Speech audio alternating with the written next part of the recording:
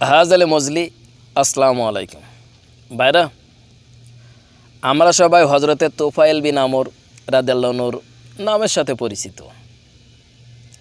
হজরতে তোফায়েল বিন আমর রাদিয়াল্লাহু আনহু ইনিও কিন্তু আল্লাহ রসুলের একটি নিকটতম সাহাবী। ইনি কিন্তু জ্ঞানী ব্যক্তি ছিলেন, বুদ্ধিমান ব্যক্তি ছিলেন, পারদর্শী ছিলেন। ওনার পিতা কবি ছিলেন, ওনার দাদা কবি ছিলেন, ওনার পূর্বপুরুষ সবাই কিন্তু কবি প্রতি আকৃষ্ট ছিল। তোফায়েল বিন আহমেদ উনিও একটি গোত্রের নেতা ছিলেন। উনি সিদ্ধান্ত করলেন যে আমি মুহাম্মাদের সাথে দেখা করব। এই যে মুহাম্মাদের সাথে দেখা করবে, মুহাম্মাদের কাছে যাবে, এই ঘটনা আবু জেহেল উনি শুনতে পেলেন। উনি তোফায়েল বিন আমর ওনার বাড়িতে চলে গেলেন, গিয়ে বললেন তুমি মুহাম্মাদের কাছে যেও না। যে মুহাম্মাদের কাছে যায় সে বশ হয়ে যায়। মুহাম্মদ একজন জাদুঘর, মুহাম্মদ একজন কবি। মুহাম্মাদের কাছে যে যায় সে বশ হয়ে যায়। তুমিও যদি যাও তুমিও পাগল হয়ে যাবে। তোফায়েল বিন আমর বললেন মুহাম্মদ কি এই ধরনের লোক? আবু জেহেল বললেন সে পাগল, সে নিজেকে নবী দাবি করে। যদি নবী আল্লাহ তাআলা বানাতো তাহলে তো আমি আবু জেহেল, আমাকে আল্লাহ তাআলা বানাতো, কেন ওকে বানাবে? কেন ওই পাগলকে বানাবে? অর্থাৎ আল্লাহ রসুল সম্পর্কে বাজে চিন্তা, বাজে মন্তব্য, অনেক খারাপ কথা আবু জেহেল হযরতে তোফায়েল বিন আমর রাদিয়াল্লাহু আনহুর সাথে বলেছিল। তারপর উনি চিন্তা ভাবনা করলেন যে তোফায়েল, যে আবু জেহেল এত খারাপ কথা কেন মুহাম্মাদের বিরুদ্ধে বলে? আবু জেহেল কী করলেন? বললেন যে তোফায়েল তুমি কানের ভিতরে তোলা লাগাবে, মুহাম্মাদের কথা শুনবে না। আবু জেহেলও কিন্তু শিক্ষিত ছিল, শিক্ষিত মানুষ ছিল, তোফায়েলও শিক্ষিত, কিন্তু আবু জেহেল ইসলাম ধর্ম গ্রহণ না করার কারণে আল্লাহ রসুলের বিরুদ্ধে চলে গিয়েছিল। এই কারণে সে কিন্তু মূর্খের পিতা হয়ে গেলেন। শিক্ষিত থেকেও মূর্খের পিতা হয়ে গেলেন। আবু জেহেলের পরামর্শ তোফায়েল আর ফেলতে ফেললেন না। আবু জেহেল বললেন তোফায়েল তুমি কানের ভিতরে তোলা লাগাও, কস্টেপ মেরে দাও। তারপর ওনার পরামর্শ অনুযায়ী তোফায়েল কি করলেন? কানের ভিতরে তোলা লাগিয়ে দিলেন, কস্টেপ মেরে দিলেন। রাস্তা দিয়ে যাচ্ছে ছেলে পেলে লোকজন সবাই তোফায়েল বিন আমর রাদিয়াল্লাহু আনহুকে পাগল বলছে, বলছে এ কেমন লোক? শিক্ষিত লোক অশিক্ষিতর মতন কাজ করে, কানের ভিতরে তোলা লাগাচ্ছে, টেপ লাগাচ্ছে, আবার কোন ধরনের ব্যক্তি? তোফায়েল উনি বাড়িতে চলে গেলেন। আবার বাড়িতে গিয়ে সিদ্ধান্ত করলেন সবাই আমাকে খারাপ বলছে, আর যেহেতু মুহাম্মাদের বিরুদ্ধে আবু জেহেল বারবার কুধারণা করে, অনেক কথা, খারাপ কথা বলেছে, আসলে এটা সত্য কি মিথ্যা আমাকে এটা যাচাই করে দেখতে হবে। তোফায়েল কী করলেন? বললেন যে আমি ঠিক মাগরিবের পরপরই যখন একটু ঘোর অন্ধকার হয়ে আসবে তখনই আমি মুহাম্মাদের কাছে যাব। ঠিক ওই মাগরিবের পরপরই উনি বাড়ি থেকে রওনা দিলেন। এসে দেখলেন যে মুহাম্মদ নামাজ আদায় করছে। উনি পিছনে দাঁড়িয়ে থাকলেন। আল্লাহ রসুলের এই দৃশ্য দেখে ওনার চোখ মানে এমন হয়ে গিয়েছিল যেন অন্য দিকে তাকাতে আর পারছিল না। আল্লাহ রসুলের দিকে তীক্ষ্ণ নজরে একাধারে বহুতবার তাকিয়েছিলেন। আল্লাহ রসুল যখন নামাজ শেষ করে বাইরে চলে আসলেন, দেখলেন যে তোফায়েল বিন আমর রাদিয়াল্লাহু আনহু দাঁড়িয়ে আছে। আল্লাহ রসুল একটু মুচকি হাসি দিলেন। তারপর আল্লাহ রসুল নিজে ওনার মতন বাড়িতে চলে গেলেন। তোফায়েল কী করলেন? আল্লাহ রসুলের ঠিক পিছে পিছে ওনার বাড়িতে চলে গেলেন। আল্লাহ রসুল হুজরার ভিতরে, ওনার ঘরের ভিতরে চলে গেলেন। তোফায়েল বাইরে দাঁড়িয়ে আছে। আল্লাহ রসুল তোফায়েলকে ডাক দিলেন যে এসো, ভিতরে এসো। আল্লাহ রসুল ওনার হাত ধরে ভিতরে প্রবেশ করালেন।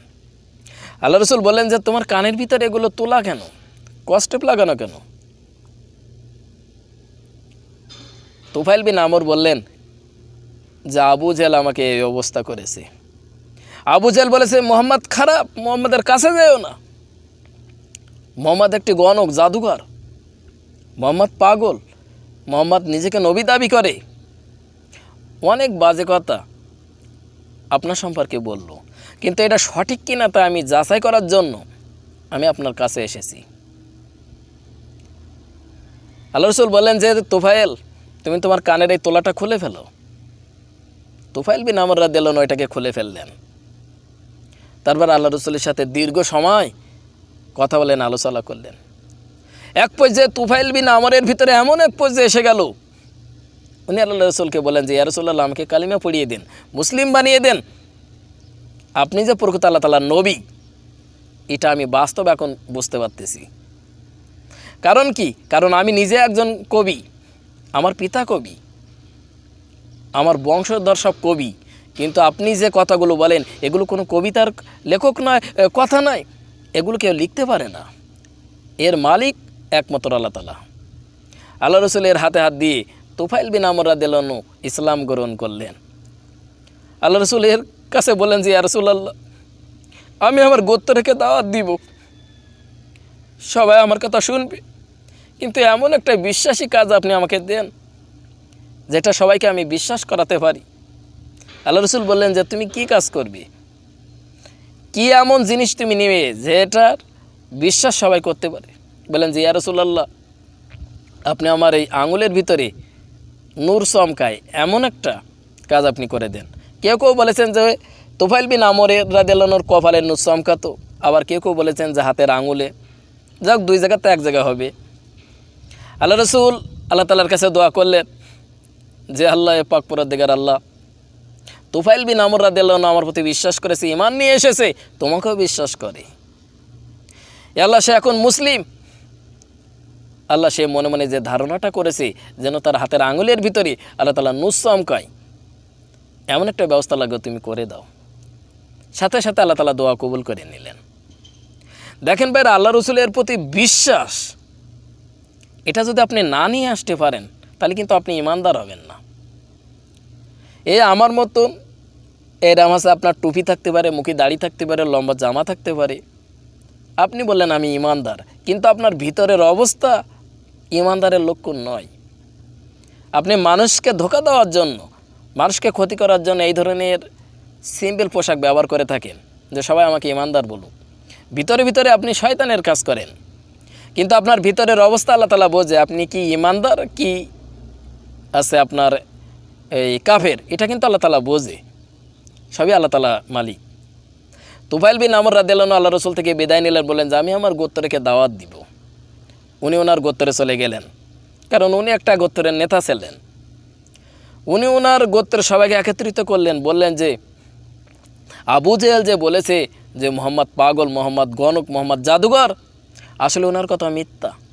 আমি বাস্তব মোহাম্মদের সাথে দেখা করেছি। মোহাম্মদের চেহারার দিক তাকালে, তার কথা শুনলে কলিজা ঠান্ডা হয়ে যায়। কেন তোমরা এত দেরি করছো? চলো তাড়াতাড়ি চলো, আমরা মোহাম্মদের কাছে চলে যাই। তোমরা সবাই কালিমা পড়ো, ইসলাম ধর্ম গ্রহণ করো। ওর ভিতরে কিছু কিছু লোকজন বললেন, তুফাইল বিন আমর, তুমি যে মোহাম্মদের কাছে গিয়েছো, তুমি মোহাম্মদের কাছে যাওয়ার পরে কি এমন জিনিস পেয়েছো? বলেন এই দেখো আমার হাতের আঙুল, এই আঙুলের দিকে লক্ষ্য করো, এখানে থেকে নূর চমকাচ্ছে। উনি যখন রাতে চলাফেরা করতেন কোনো টর্চ লাইট লাগতো না ওনার, এই যে হাতের আঙ্গুল থেকে নূর বাইরে হইতো, এই নূরের ইশারায় সমস্ত রাস্তা আলোকিত হয়ে যেত।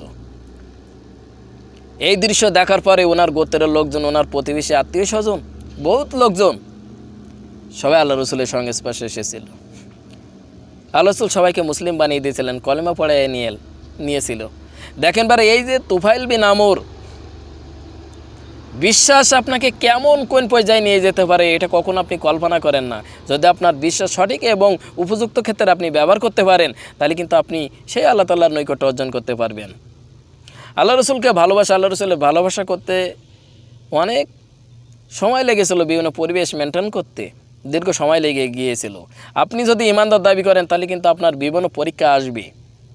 এই পরীক্ষাটা বিভিন্ন ক্ষেত্রে আল্লাহ তাআলা আপনার প্রতি নিবে, আপনাকে ধৈর্য ধরে থাকতে হবে। এই যে আল্লাহ তাআলা পরীক্ষা নেবে, এ সম্পর্কে আমার একটা ভিডিও আছে, সেই ভিডিওর ভিতরে আমি বিস্তারিত আলোচনা করেছি। আসসালামু আলাইকুম।